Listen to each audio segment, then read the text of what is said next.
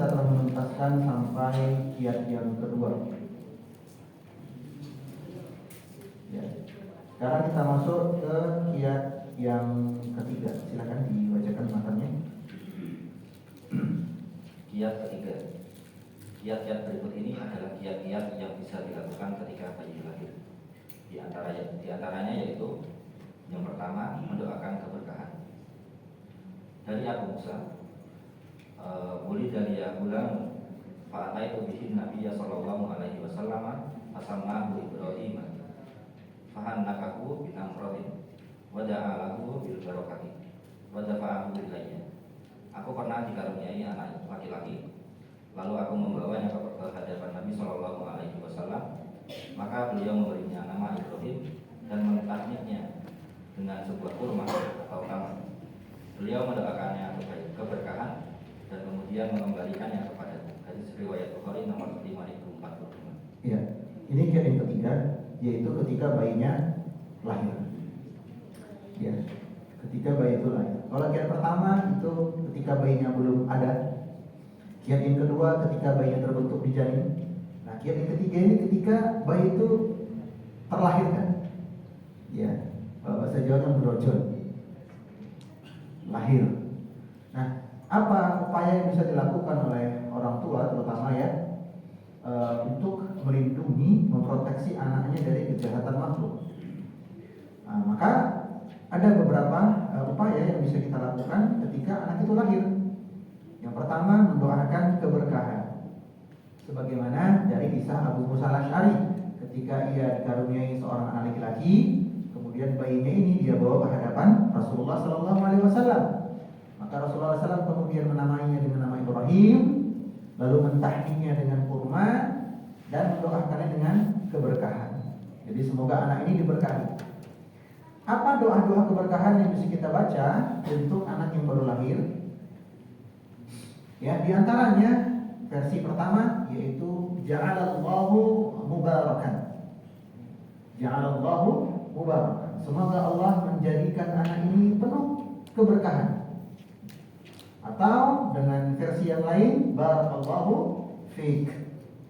Semoga Allah memberikan keberkahan kepada wahai anak. Nah, apa pentingnya mendoakan keberkahan untuk anak? Ya. Coba kita flashback sejenak kisah ketika Isa bin Maryam itu terlahir. Kemudian sang ibu diinterogasi oleh masyarakat setempat begitu ya. Wahai Maryam, ayahmu adalah laki-laki yang saleh, ibumu bukan wanita murahan. Sementara kok bisa-bisanya engkau punya anak tanpa suami? Dari mana ini? Padahal kau adalah wanita yang terjaga gitu ya. Kok bisa? Iya Maryam, tunjuk bayinya. Ya tanya dia, kata Maryam. Mereka bingung. Kenapa bayi yang ditanya? Bayi kan baru bisa ngomong. Ternyata Allah berikan mukjizat kepada Nabi Isa untuk bisa berbicara ketika bayinya. Dan sepanjang sejarah hidup manusia ada 4 bayi yang bisa berbicara ketika masih bayi baru lahir. Awal-awal lahir. Ada 4 bayi. 3 di antaranya dari kalangan Bani Israel, 1 di negeri Yaman. 3 Bani Israel itu yang pertama adalah Isa bin Maryam, kemudian Jurej, kisah Jurej, bukan Jurej ya, tapi kisah Jurej. Dan yang ketiga adalah kisah bayi yang sedang diasi oleh ibunya. Kemudian lewatlah seorang raja dengan pengikut-pengikut dan pengawal-pengawalnya. Lalu ibunya berdoa kepada Allah, ya Allah jadikan anakku seperti raja itu. Apa kata ibunya? Apa kata si bayi? Ya Allah, jangan jadikan aku seperti dia. Ngomong, kaget ibunya loh. Si bayi kok bisa ngomong. Terus mimik lagi. Di barisan paling ujung pasukan tadi ada seorang wanita yang dituduh berzina dan mencuri, dicambuk, ditarik, dipukuli. Ibunya berdoa, ya Allah jangan sampai anakku seperti itu nasibnya. Si bayi yang sedang mimik asi ngomong lagi, ya Allah jadikan aku seperti itu. Jadi si anak selalu kontraflow dengan doa ibunya. Ya. Jadi kecil-kecil sudah bisa adu argumen, adu mekanik sama ibunya doa. Ya. Nah, Lalu ibunya bingung, ya, kok bisa, kamu kok doanya selisih terus dari ibu. Ibu udah cukup heran, kamu bisa ngomong. Yang lebih heran lagi kok doamu beda sama ibu. Lalu si bayi ngomong, adapun raja itu, dia memang dipuji oleh manusia tapi dibenci oleh Allah. Sementara wanita mukminah itu, dia dibenci oleh manusia tapi dicintai oleh Allah. Habis itu bayinya nggak bisa berbicara lagi. Maksudnya, udah kisah itu aja dia bisa bicara. Gak kemudian setiap hari terus ngomel, terocos enggak. Ya. Kemudian bayi yang keempat adalah yang di luar Bani Israel, yaitu pada kisah apa? Ashabul Ukhdud. Ya, Ashabul Ukhdud. Nah, ketika Isa itu ditanya oleh masyarakatnya, bayi kok bisa lahir? Apa kata Isa? Ini Abdullah. Ini yang sempat viral bacaan murattalnya anak-anak Afrika. Qala inni Abdullah atani al-kitab wa ja'alani nabiyya wa ja'alani mubarakan. Nah itu, wa ja'alani mubarakan aynama kuntu, gitu dia. Jadikanlah, dan Allah menjadikanku senantiasa penuh berkah dimanapun aku berada. Kita terhadap bayi yang baru lahir, kita doakan keberkahan.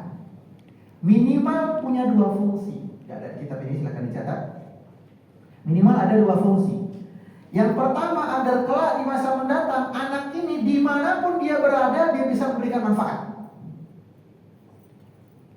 Mau dia diletakkan di kampung halaman kelahiran dia, mau dia diletakkan di tempat perantauan, mau dia diletakkan di tempat pekerjaan, dimanapun dia berada selalu bisa menebar manfaat, karena anak ini penuh berkah. Jadilah anak ini sebagaimana sabda Nabi sallallahu alaihi wasallam, khairukum anfa'ukum linnas. Sebaik-baik kalian adalah yang paling bisa menebar manfaat untuk orang lain.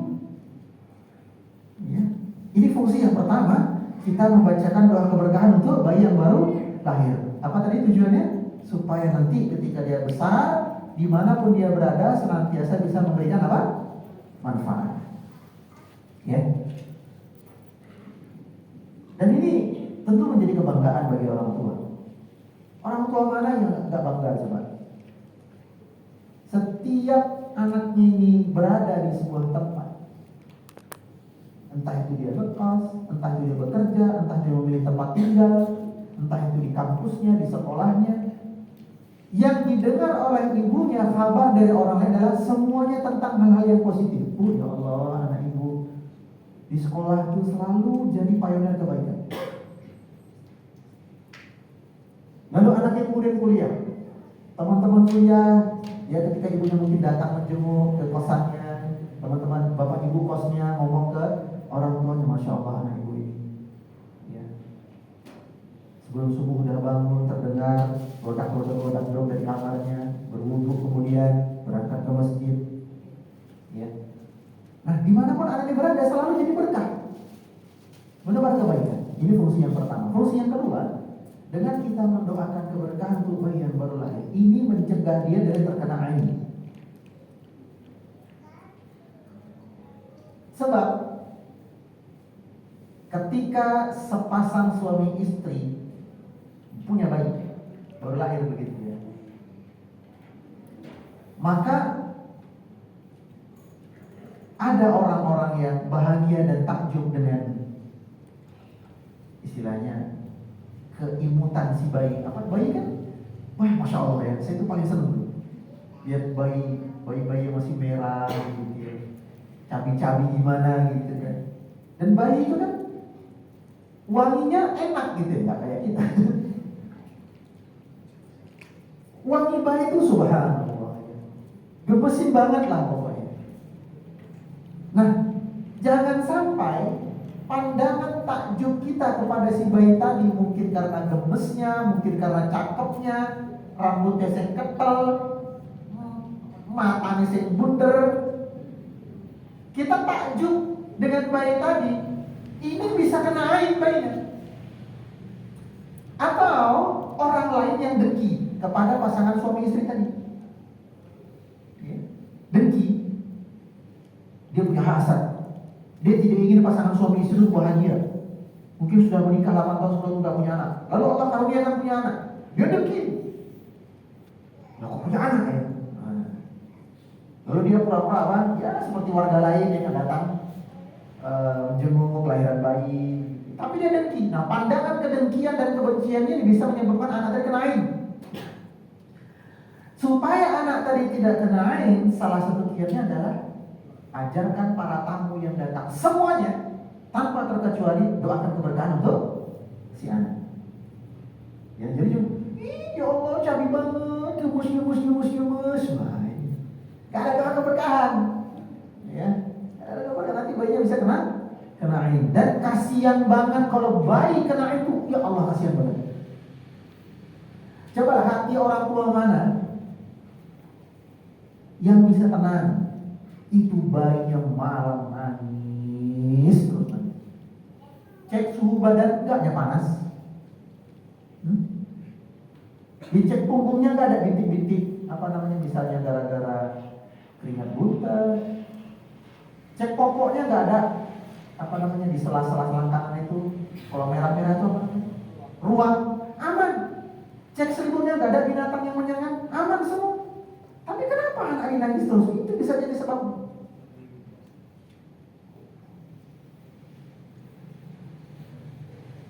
Jadi selain kita menyebar berita kelahiran bayi kita di grup WhatsApp, di medsos begitu ya, kita kasih juga pengumuman, ya, note gitu ya, catatan titik 2 kepada yang melihat atau mengunjungi bayi saya, mohon baca doa ini tanpa terkecuali. Siapapun dia datang baca doa ini supaya apa?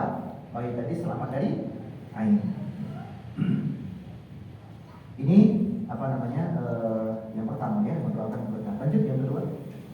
Yang kedua, meminta perlindungan kepada Allah. Doa istri Imran untuk putrinya Maryam dan doa Maryam untuk putranya Isa bin Maryam alaihissalam diceritakan oleh Allah Ta'ala dalam surat Ali Imran ayat 36 bahwasanya Allah berfirman, "Falamma wada'atha qalat rabbi inni wada'tuha unsa wallahu a'lam bima wada'at wa laysa dzakaru kal unsa wa inna sammaituha wa inni sammaituha Maryam wa inni u'iduha bika wa dzurriyyataha minasyaitonir rajim." Maka tatkala istri Imran melahirkan anaknya, dia pun berkata, "Ya Tuhanku, sesungguhnya aku melahirkannya seorang anak perempuan, dan Allah lebih mengetahui apa yang dilahirkannya itu. Dan anak laki-laki tidaklah seperti anak perempuan. Sesungguhnya aku telah menamai dia Maryam, dan aku memohon perlindungan untuknya serta anak-anak keturunannya kepada pemeliharaan Engkau daripada setan yang terkutuk." Surat Ali Imran ayat 36. Iya. Nah, ini.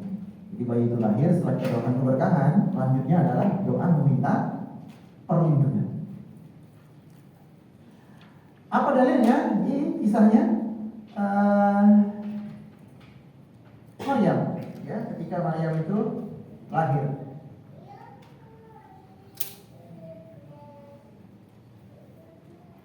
Ibunya, yaitu istrinya Imran, itu bernazar. Nazarnya apa? Kalau nanti saya punya anak dan saya berharap anak saya itu laki-laki, saya akan hadiahkan dia untuk jadi marbot masjid kalau bahasanya kita. Nah, kalau bahasa kita marbot, bahasanya mereka ya jadi pelayan rumah ibadah. Nah, pelayan rumah ibadah. Dan itu hanya bisa dilakukan kalau bayinya laki-laki. Ya kan, karena ya laki-laki, mohon maaf ya, laki-laki kan habis sholat taruh geletak main masjid bebas kok. Nanti ngorok tekan subuh ya bebas. Tapi kan nggak layak kalau perempuan ya. Perempuan misalnya nih, ibu-ibu nanti habis kajian saya, sholat isya, selepas isya kemudian zikir baca Quran jog turu sebulakan. Tengah malam sapang pelindung. Kok ada jamaah wanita? Mesti heboh, geger itu. Mesti geger. Kenapa? Nggak patut gitu. Berarti boleh Ustaz, kalau saya bernazar punya anak laki-laki, ya Allah nanti kalau anak saya laki-laki, dewasa remaja gitu ya, saya bernazar untuk melibatkan dia dalam kegiatan masjid. Boleh, bagus itu. Ya, sebab dengan menjadikan putra kita, anak laki-laki kita sebagai orang yang mengabdi di masjid dengan segala bentuk pekerjaannya, mudah-mudahan termasuk di antara orang-orang yang dimaksud Allah Subhanahu wa taala memakmurkan masjid. Memakmurkan masjid. Secara khusus, secara umumnya mudah-mudahan saya berharap seperti itu. Termasuk orang-orang yang dilindungi oleh Allah Azza wa Jalla pada hari kiamat di antara 7 golongan. Wa syababun nasya'a fi ibadatillah, yaitu para pemuda yang menghabiskan masa mudanya untuk beribadah kepada Allah. Di mana lagi kalau bukan di masjid, ya kan begitu. Jadi boleh. Masalahnya adalah ketika sang ibu bernazar seperti itu, ternyata yang lahir malah perempuan. Gimana ini? Maka curhatlah sang ibu. Nah, jadi luar biasanya sang ibu curhatnya kepada Allah, bukan ke Facebook ya. Falamma wada'atha, maka tatkala istri Imran itu melahirkan anaknya, qalat, ia pun berdoa, ia pun berkata, Rabbi inni wada'tuha unsa. Ya Allah, sesungguhnya aku melahirkannya sebagai anak perempuan, padahal dulu aku bernazar anak laki-laki. Tentu terlahirnya anak perempuan ini, wallahu a'lamu, engkau